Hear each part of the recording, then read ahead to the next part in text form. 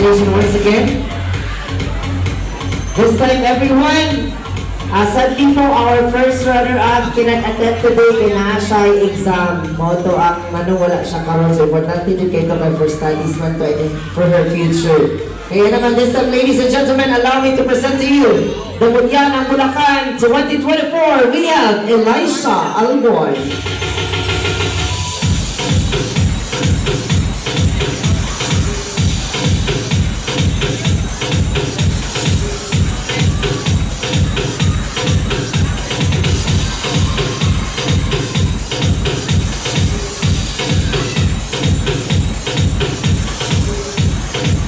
Once again, everyone, palakpakan natin our Munyan ng Bulacan 2024, Elisha Algon. Elisha will represent Barangay Bulacan at next year's Munyan ng Malalag 2025. Congratulations, ladies!